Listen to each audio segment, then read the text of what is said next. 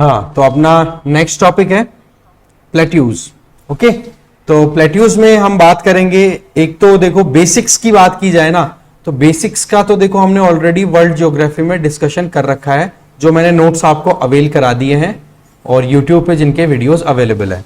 पर कुछ बेसिक्स और ऐड करेंगे जिससे कि और क्लियर हो जाए, और साथ में हमारा जो फोकस रहेगा वो एक्सक्लूसिवली इंडिया पे रहने वाला है। ओके, तो मेजर लैंडफॉर्म्स में हमारा नेक्स्ट टॉपिक आ जाता है माउंटेन्स के बाद में प्लेट्यूज। ओके, तो इसमें देखते हैं सबसे पहले कि प्लेट्यूज होते क्या है।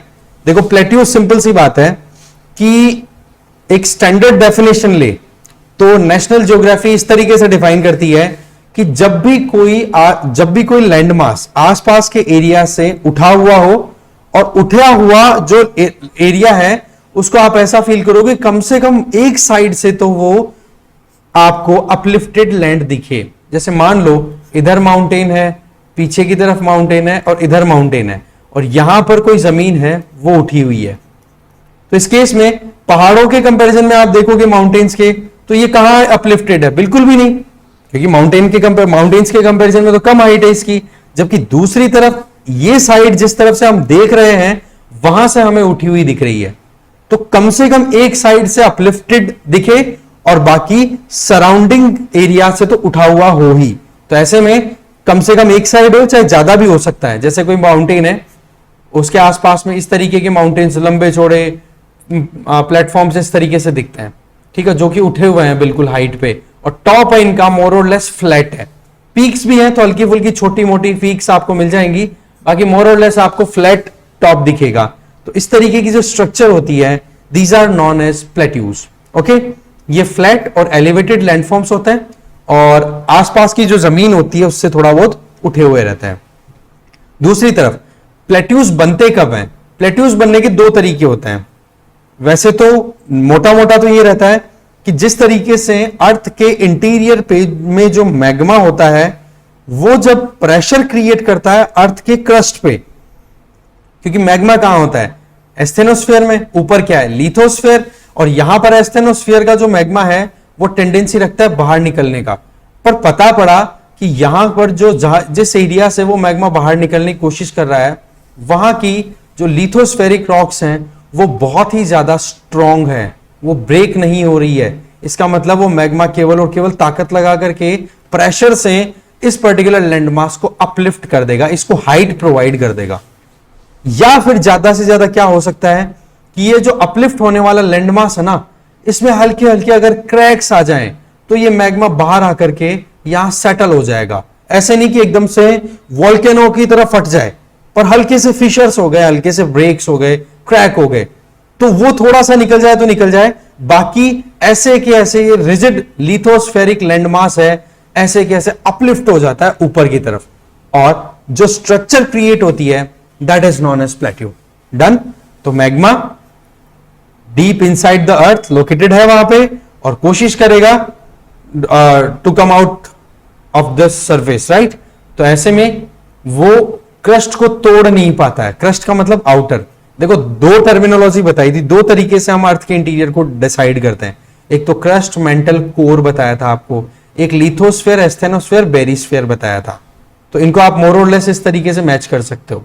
एस्थेनोस्फेयर मेंटल के लमसम मान सकते हो। बाकी ये क्लासिफिकेशन मैंने पूरा अच्छे से वर्ल्ड ज्योग्राफी वाली प्लेलिस्ट में बताया हुआ, वहां पर आप जरूर देखना, क्योंकि वो बेसिक क्लियर होंगे तो लिंक बनेगा फिर आपका अच्छे से।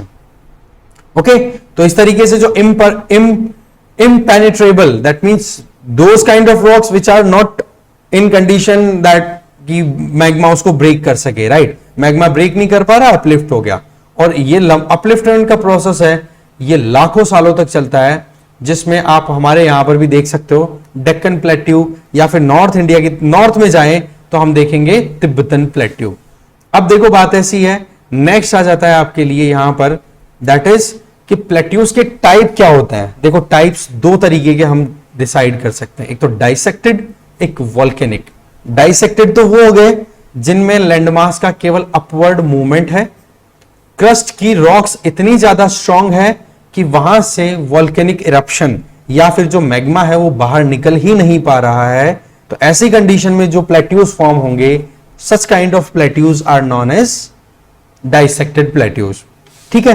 और अपवर्ड मूवमेंट का कारण भाई सिंपल सी बात है, प्लेट टेक्टोनिक थ्योरी अगर आपने पढ़ ली, मैंने बार बार समझा दी, तो वही कारण होता है जिसमें एक प्लेट जो हैवी है वो लाइट वाली प्लेट के नीचे सबडक्ट करेगी और वहां पर जब हाई टेम्परेचर की वजह से वो मेल्ट हो जाता है मटेरियल, और जहां पे मटेरियल मेल्ट होता है ना, और वहां पर कुछ सिस्मिक एक्टिविटीज भी होती हैं। भाई सीधी सी बात है, अर्थ के इंटीरियर में एक प्लेट, बड़ा सा लैंडमास, उसके नीचे दूसरा लैंडमास अगर इस तरीके से धसेगा, सबडक्ट होगा, तो इसमें कुछ क्रैक्स बनेंगे, और वो क्रैक्स यहां पे बनेंगे तो उसकी वजह से क्या होता है, भूकंप आता है, अर्थक्वेक, और जिनको हम बोलते हैं सिस्मिक एक्टिविटीज। और वो सिस्मिक एक्टिविटीज जिस एरिया में क्रिएट होती हैं, उस एरिया को जो कि अर्थ सरफेस से नीचे है, that is known as Benioff zone.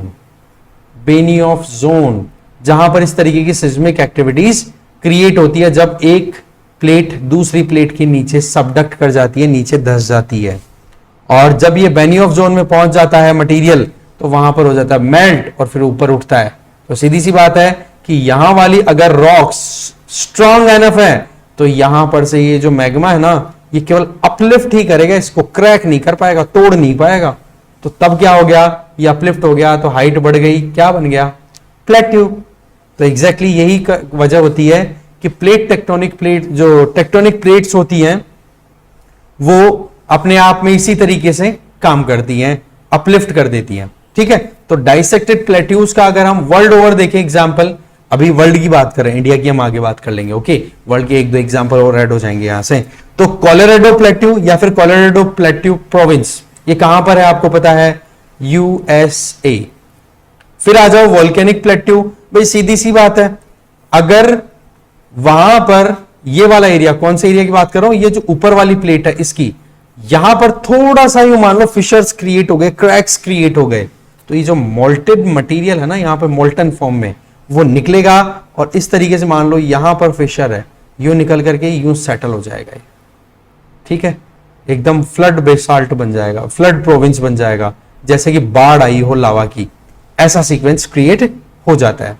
ठीक है, तो आप देख लो, सिंपल सी बात है, स्मॉल वोल्केनिक इरप्शन हो जाता है, जैसे कि हमारा डेक्कन प्लेट्यू जिसके बारे में हम बात करेंगे वो तो है ही। यहां पर एक इंटरनेशनल प्लेट्यू का एग्जांपल है, that is north island volcanic plateau. New Zealand में दो आइलैंड्स में मेनली डिवाइडेड है, न्यूजीलैंड का अगर आप मैप देखो तो उसमें नॉर्थ आइलैंड जो है वहां पर प्लेट्यू है, वो इसी तरीके का बना हुआ है, कौन सा, वोल्केनिक प्लेट्यू। डन। तो इस तरीके से दो पार्ट्स में हम ओरिजिन की बेसिस पे प्लेट्यूज को डिवाइड कर सकते हैं। आगे चलते हैं, देखो अब आ जाती है बात इंडिया के प्लेट्यूज की, तो थोड़ा नोटिस कर ले इसको, north south, then comes east and west. Sequence जरूर ध्यान रखोगे, नॉर्थ साउथ ईस्ट वेस्ट में कहीं से भी क्रोनोलॉजी सीक्वेंस कैसे भी सेट करवा सकते हैं एग्जाम में, तो हमें अच्छे से ध्यान रखना है। सबसे ऊपर ही ऊपर बुंदेलखंड प्लेट्यू, मालवा प्लेट्यू, छोटा नागपुर प्लेट्यू, नाम बड़े इंपॉर्टेंट है, बाद में मैं स्टेट्स बताता रहूंगा आपको, एक बार नाम हम हाईलाइट कर लेते हैं। डेक्कन प्लेट्यू यहां पर, ये कर्नाटका प्लेट्यू, ये हो गया Telangana plateau, Dandakaranya plateau, Shillong plateau जहां पर गारो खासी जयंतिया है, और यहां पर ये बच गया बुंदेलखंड प्लेट्यू, ये वाला area, sorry Baghelkhand plateau, Bundelkhand तो ये हो गया था, ये बाघेलखंड। अब देखो बात ऐसी है, स्टेट वाइज अगर हम थोड़ा अंडरस्टैंड करें तो देखो बुंदेलखंड प्लेट्यू मेनली कहां पर फैला हुआ है, MP plus UP. Done. Chota Nagpur plateau Chhattisgarh, Jharkhand, West Bengal and Orissa, ये चार स्टेट्स। बाघेलखंड में मेजरली एमपी एंड छत्तीसगढ़। इसके अलावा डेक्कन प्लेट्यू की बात करो तो मेजरली महाराष्ट्र में प्रेवलेंट है, और तेलंगाना प्लेट्यू है वो तेलंगाना एंड आंध्र प्रदेश में फैला हुआ है। कर्नाटका प्लेट्यू मेजरली कर्नाटका में ही है। मालवा प्लेट्यू मध्य प्रदेश एंड राजस्थान वाले एरिया में फैला हुआ है। इसके अलावा शिलोंग प्लेट्यू की बात करो तो ये मेनली क्लियर है, मेघालय में लोकेटेड है। डन। तो और दंडकारण्य प्लेट्यू ये मेजरली तो छत्तीसगढ़ में है, बाकी पड़ोसी जो स्टेट्स हैं जैसे इधर छत्तीसगढ़ का सॉरी ओडिशा आ गया, थोड़ा सा इधर आंध्र आ गया, और थोड़ा सा तेलंगाना वाले एरिया में भी, बट मेजरली छत्तीसगढ़। तो ऐसे में आप एक तो सीक्वेंस याद रखोगे, और कार्बी एंग्लोंग करके एक और प्लेट्यू का पोर्शन है जो कि असम में है, यहां पर कार्बी एंग्लोंग। डन। तो ये आप याद रखोगे, बहुत इंपॉर्टेंट है। लद्दाख प्लेट्यू हमने देख ही लिया था ऊपर, प्रीवियस जो माउंटेन्स की डिस्कशन की थी।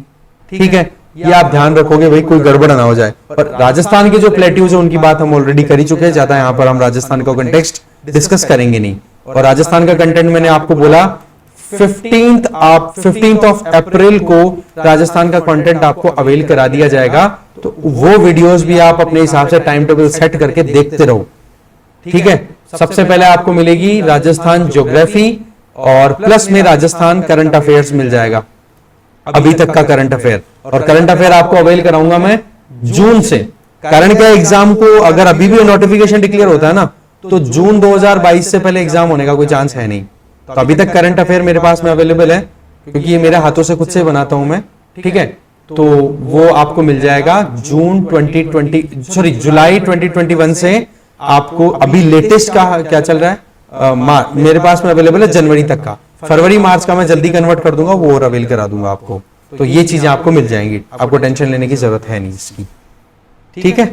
तो ये हो गया मैप, आप याद रख लेंगे। चलिए आगे देखते हैं, मेन जो कंटेंट है उस पर चलते हैं। अब बात आ जाती है इंडिया में पेनिनसुलर प्लेट्यू। जैसा कि आपने अभी यहाँ पे देखा, तो मेजरली जो ये प्लेट्यूज हैं कौन से एरिया में लोकेटेड है, पेनिनसुलर रीजन में। और पेनिनसुलर रीजन में जो प्लेट्यूज है उनके बारे में हमने थोड़ा बहुत क्लासिफिकेशन देखा भी था, कहां तक स्प्रेडेड है। तो पेनिनसुलर एरिया में लोकेटेड प्लेट्यू ये है, ओके। फिर हम बात करेंगे पेनिनसुलर प्लेट्यू का ही एक्सटेंशन है ये सेंट्रल हाईलैंड्स।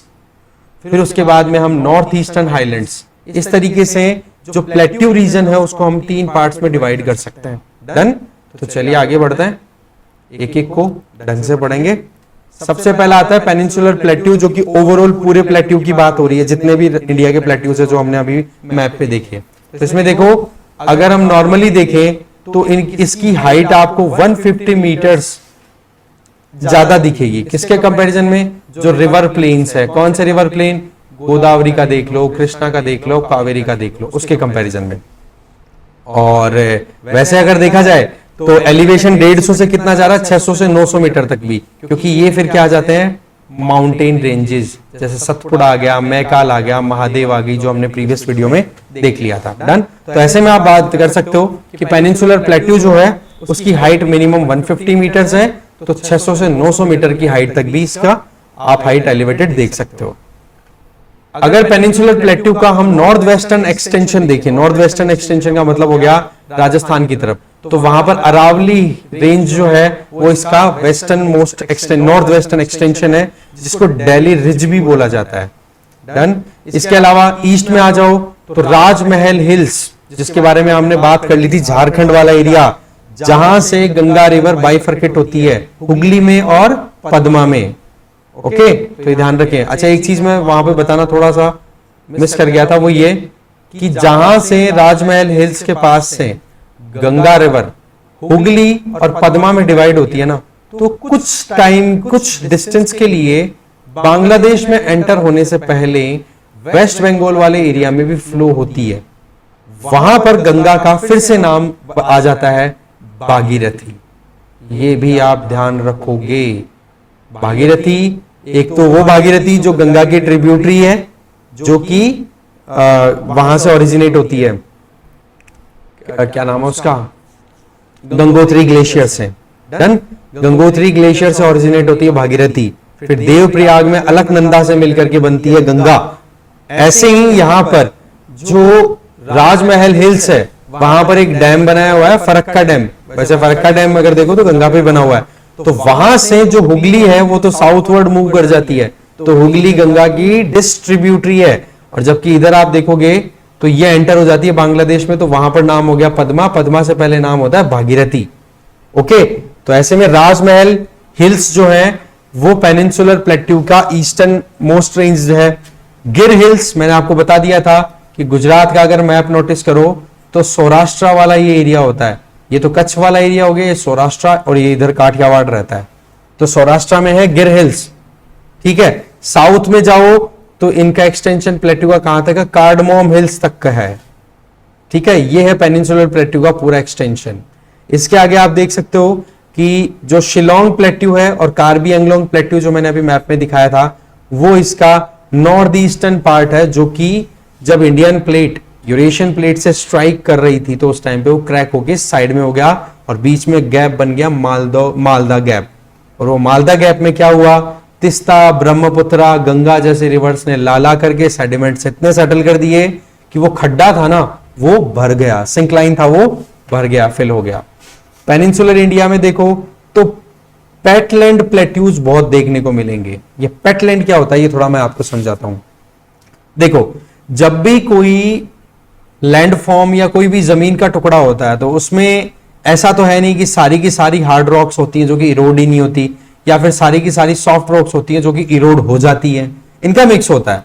तो ऐसे में आप ये देखो कि ये यहां पर एक पोर्शन आपने लैंड का लिया, इधर से पानी फ्लो हो रहा है कंटिन्यूअसली, तो ऐसे में जहां जहां पर भी सॉफ्ट रॉक होगी वहां पर क्या होगा, ट्रेंचेस क्रिएट हो जाएंगे, खड्डे बन जाएंगे, और हार्ड रॉक है वो ऐसे कैसे मेंटेन रहेगी, तो स्ट्रक्चर कैसा बनेगा, ऐसा कुछ।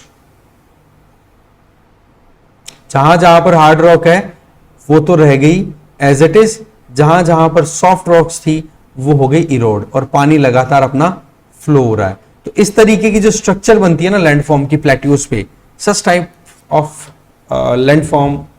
Landforms are known as petlands, और ये प्लेट्यूज पे बन रही है तो इस तरीके से हो गया। इसका एग्जांपल झारखंड में आप देखो, हजारीबाग प्लेट्यू है, पलामऊ प्लेट्यू है, रांची है, ये प्लेट्यूज किस में है, झारखंड में। मालवा प्लेट्यू की बात हम ऑलरेडी कर चुके हैं, मध्य प्रदेश और राजस्थान में एक्सटेंडेड है। फिर आ जाओ कोयम्बटूर में, कोयम्बटूर साउथ में आ जाओ, ठीक है। कर्नाटका प्लेट्यू ये भी पेटलैंड ही है। तो ये क्या शो करता है कि ये हमें पता है कि हमने पहले ही बात कर ली कि पेनिनसुलर प्लेट्यू है वो इंडिया का ओल्डेस्ट लैंड मास है, और वहां पर जो रिवर्स हैं वो भी ओल्डेस्ट हैं, और वो ओल्डेस्ट है तो अपने कोर्स को परमानेंट कर चुके। इतना इरोजन हो गया है साउथ इंडियन रिवर्स का कि वो अब कोर्स ही चेंज नहीं करती हैं। इस तरीके से अगर सेटल हो गया फ्लो होने का तो वो इसी पैटर्न में फ्लो होंगी आज, जबकि गंगा में देख सकते हो मिएंडर्स का ये टेंशन रहता है, बारिश आ गई, बाढ़ आ गई जबरदस्त, तो ये वाला पोर्शन है ये इधर से शॉर्टकट करके सीधा भी निकल सकता है, इधर वाला साइड में रह गया, इधर जो सेटलमेंट था वो बाढ़ में आ गया। तो ये चीजें हिमालयन रिवर्स में देखने को मिली। क्यों? क्योंकि वो यूथ एज में चल रही हैं अभी, क्योंकि अभी हिमालयास की हाइट देखो, ग्लेशियर से पानी की सप्लाई देखो, और साथ में जो मानसून आ जाता है तो उसके बाद में रेनफॉल देखो, ये सारी चीजें। तो पेनिनसुलर प्लेट्यू की कुछ इंपॉर्टेंट बातें थी हमें देखनी थी। इसके अलावा ये चीज हमें पहले से पता है कि पेनिनसुलर प्लेट्यू जो है वो इंडिया की जितनी भी लैंडमास है उनमें ओल्डेस्ट और स्टेबल है। ये भी हमने देख लिया था, स्टेबल, दैट मीन्स यहां पर इतना ज्यादा कोई मूवमेंट देखने को मिलता नहीं है। इसका मतलब अर्थक्वेक या सिस्मिक एक्टिविटीज यहां पर नहीं दिखती हैं। इसके अलावा जनरल एलिवेशन की बात की तो वो किसकी तरफ से है, वेस्ट टू ईस्ट। भाई सीधी सी बात है, वेस्ट टू ईस्ट है तभी तो रिवर्स यूं फ्लो हो रही है, वेस्ट टू ईस्ट, ठीक है। और यहां पर कुछ फिजियोग्राफिक फीचर्स भी दिखेंगे आपको, जैसे ब्लॉक माउंटेन्स, टॉर्स, ये ऐसी स्ट्रक्चर्स हैं जहां पर यूं लगेगा जैसे दीवार खड़ी है, कोई बड़ी सी एक पिलर खड़ा है, इस तरीके की स्ट्रक्चर। ब्लॉक माउंटेन सतपुड़ा के लिए बताया था कि ऊपर नर्मदा की रिफ्ट वैली है, नीचे तापी की रिफ्ट वैली है, इधर नर्मदा वाला एरिया है वो नीचे धस गया, इधर तापी वाला ऊपर रह गया, यहाँ पे सतपुड़ा खड़ा का खड़ा, इसको बोल देंगे ब्लॉक माउंटेन, क्योंकि साइड वाले दोनों एरियाज हैं वो नीचे सेटल हो गए, और ऊपर की तरफ विंध्यन माउंटेन्स है। सीक्वेंस क्या होती है, विंध्यन माउंटेन्स, नर्मदा वैली, सतपुड़ा, और फिर उसके बाद में आ जाती है तापी वैली। इस तरीके से आप थोड़ा ध्यान रखें, राइट। बाकी ये है रिफ्ट वैलीज हैं, स्पर्स हैं, ये सारे के सारे ज्योग्राफिकल स्ट्रक्चर्स हैं, ठीक है। हमोकी हिल्स, इस तरीके से यूं उठी हुई हिल्स ढलान वाली जो कि बहुत ज्यादा इरोड हो गई, इस तरीके का स्ट्रक्चर देखने को मिलेगा। साथ में ये जो पेनिनसुलर प्लेट्यू है ना, ये देखो कितनी ही बार अपलिफ्ट भी हुआ है। अपलिफ्ट की पीछे वजह मैंने बताई कि कहां गोंडवाना लैंड, कहां पर तो पेंजिया, पेंजिया से फिर गोंडवाना लैंड, ये कितना मूव करके फिर बाद में नॉर्थ ईस्ट की एक फ्लाइट भरते हुए अब जाकर के कहां सेटल हुआ है पिछले कुछ सालों में, राइट। कुछ का मतलब हो गया अर्थ के कंपैरिजन में, हमारे कुछ तो हम तो कुछ ही नहीं है, डॉट भी नहीं लगा सकते हमारी एज का तो अर्थ के सामने, राइट। खैर लगातार अपलिफ्टमेंट रहा बैक टू बैक, तो उसकी वजह से क्या हो गया, क्रिस्टल फॉल्टिंग और फ्रैक्चरिंग हुई। फॉल्टिंग का मतलब कहीं क्रैक आ गए, कहीं पर टूट करके अलग से, जैसे आपने वेस्टर्न घाट वाला देखा ही हमने कि किस तरीके से वहां पर जो वेस्टर्न घाट के साइड वाली लैंडमास हो ऐसे कैसे सबमर्ज कर गई। इसका एक एग्जांपल महाराष्ट्र में भीमा फॉल्ट, यहां पर अर्थक्वेक आया था जबरदस्त। वैसे तो बोलने को हमने क्या बोला कि ये स्टेबल लैंडमास है, पर यहां पर भी अर्थक्वेक्स क्यों आते हैं, क्योंकि जब जबरदस्त टेक्टोनिक मूवमेंट होगा ना प्लेट्स का, तो उस केस में सॉरी स्कोप बनता है कि वहां पर भी क्रैक्स आ जाए। है तो लिथोस्फेयर का ही पार्ट ना, पर होता बहुत रेयर है। एक तो हिमालयाज की बात करो, फ्रीक्वेंट अर्थक्वेक्स आते रहते हैं। दूसरी तरफ आप साउथ इंडिया में जाओ, अर्थक्वेक्स बहुत सालों में एक बार एक्सपीरियंस होता है। वो भी कब? जब कोई टेक्टोनिक एक्टिविटी बहुत ही ज्यादा एग्रेसिवली हो जाए। नॉर्थ वेस्टर्न पार्ट की बात करें तो इस वाले एरिया में रिवाइंस देखने को मिलते हैं, जैसे चंबल के बिहड़, ठीक है, वो भी क्या है, इसी का ही पार्ट है, पेनिनसुलर प्लेट्यू का। चंबल के बिहड़, इतना इरोजन हो गया वहां की मिट्टी का कि वहां पर अब वेजिटेशन ही सरवाइव नहीं करती। और वो बिहड़ भी कैसे हैं, इतने ऊंचे ऊंचे तो टीले हैं और फिर बीच में खड्डे बन गए पानी से। अब वहां पर एग्रीकल्चर भी पॉसिबल ही नहीं है। तभी तो आप जानते हो ना, मुरैना के या फिर जो चंबल के डाकू या चंबल के बागी, वो इसीलिए बनते हैं क्योंकि वहां पर एग्रीकल्चरल प्रैक्टिसेस पॉसिबल नहीं हो पाती है। तो इस केस में उनको तो कैसे ना कैसे करके अपनी लाइवलीहुड तो अर्न करनी पड़ेगी ना, और एजुकेशन लेवल इतना ज्यादा है नहीं अभी तक, वैसे बढ़ रहा है।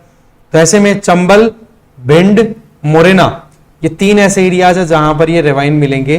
तो ऐसे में आप देख सकते हो ज्योग्राफी का सीधा ह्यूमन बिहेवियर पर भी कितना असर देखने को मिलता है। अब देखो बात ऐसी है, ये जो पेनिनसुलर प्लेट्यू है ना, इसको हम 3 पार्ट्स में डिवाइड कर सकते हैं on the basis of relief feature, दिखने में या फिर कहां कहां पर लोकेटेड है उसके हिसाब से। तो एक तो है डेक्कन प्लेट्यू, एक सेंट्रल हाईलैंड और एक है नॉर्थ ईस्टर्न प्लेट्यू। अब इन तीनों को हम डिटेल में देखते हैं। सबसे पहला आ जाता है आपके लिए डेक्कन प्लेट्यू। डेक्कन प्लेट्यू चीजें रिपीट होंगी बट एक कैटेगराइजेशन में आ गया है। तो भाई बात ऐसी है कि वेस्टर्न घाट और ईस्टर्न घाट इसी के पार्ट है, पहली चीज आप ये ध्यान रखोगे। इसके अलावा नॉर्थ में आप देखो तो मतलब इसी के पार्ट का मतलब इसकी बॉर्डर क्रिएट करते हैं, आप ध्यान रखें, सॉरी, ठीक है ना। वेस्टर्न घाट और ईस्टर्न घाट डेक्कन प्लेट्यू का बॉर्डर क्रिएट करते हैं। जैसे वेस्टर्न घाट यहां पे है, ईस्टर्न घाट इस तरफ है, तो ये डेक्कन प्लेट्यू की बात जो हम कर रहे हैं वो इस तरीके से यहां पर लोकेटेड है।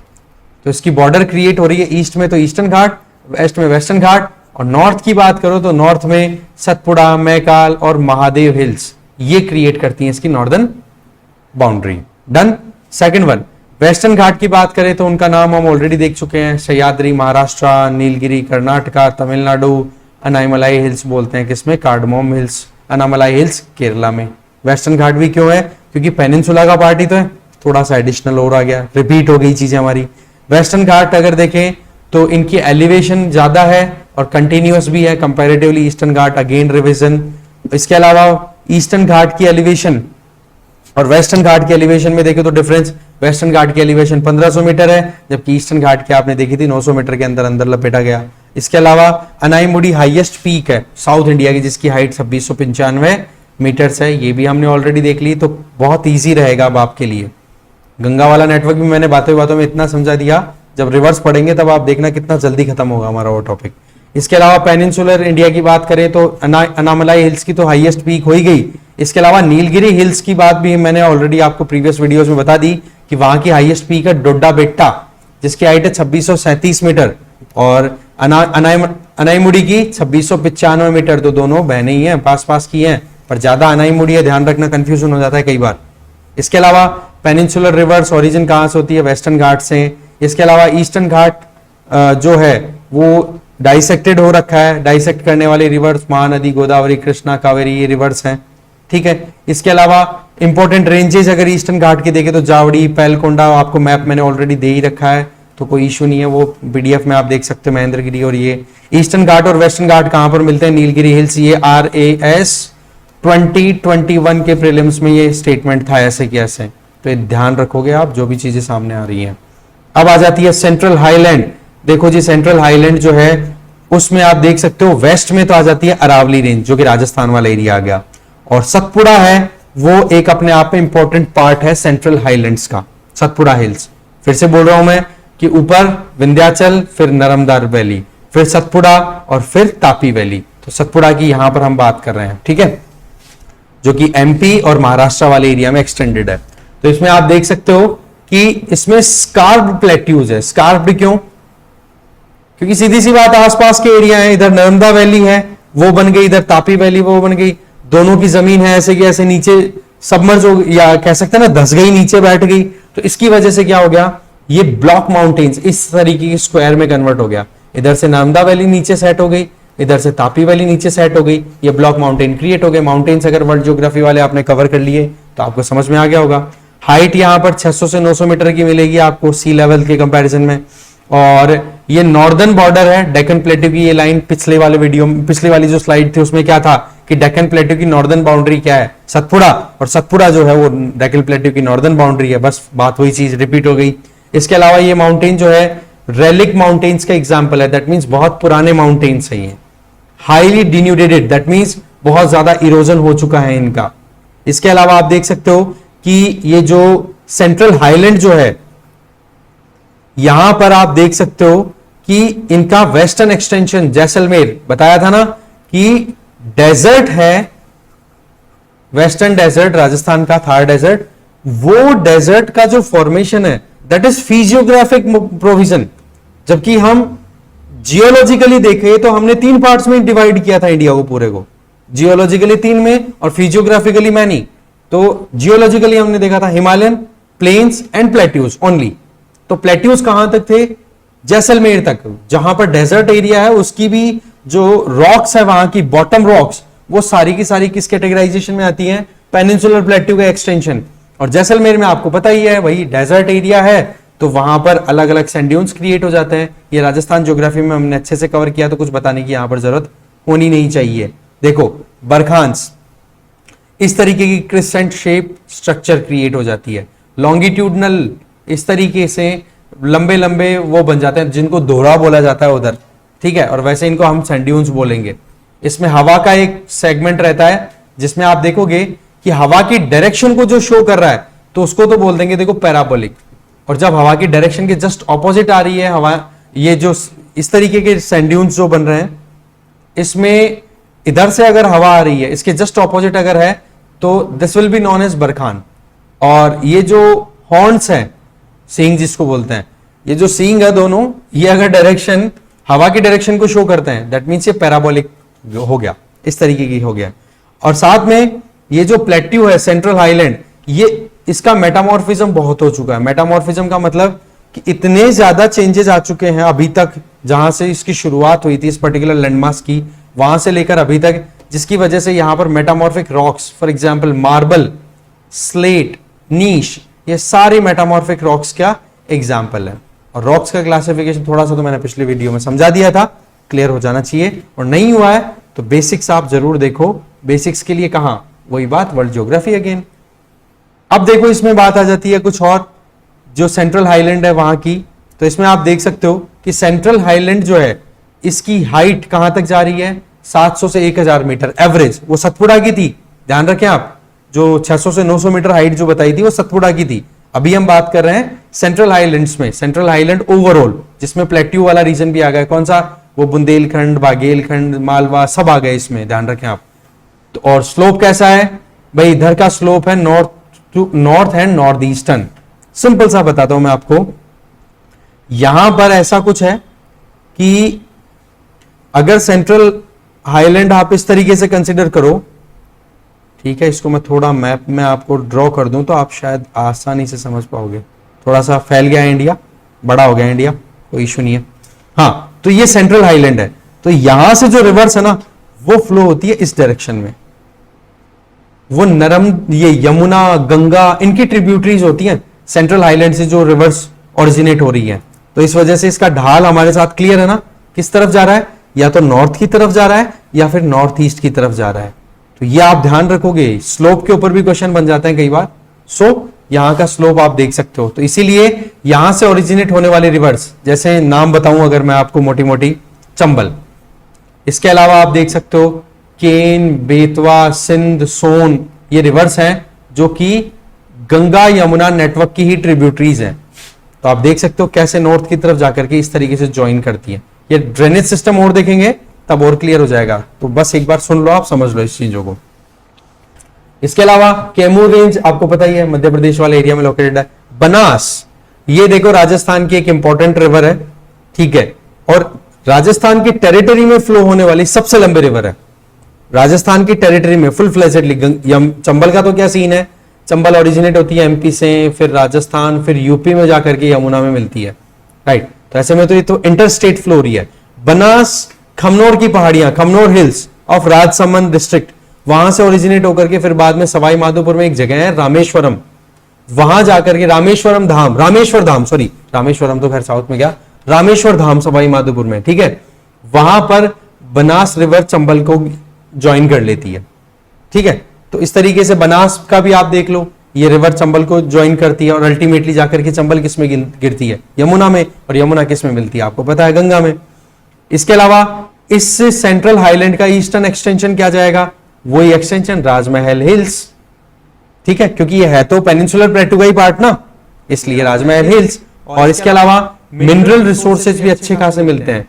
वैसे ही कौन सा एरिया, मेनली छोटा नागपुर प्लेट्यू। आज आप देखो झारखंड, छत्तीसगढ़, उड़ीसा और वेस्ट बंगाल, ये एरिया में सबसे ज्यादा मिनरल्स निकलते हैं। मिनरल रिसोर्सेज के बारे में हम एक बार पढ़ेंगे आगे, टॉपिक है हमारा एक्सक्लूसिवली, तो तब और क्लियर हो जाएगा।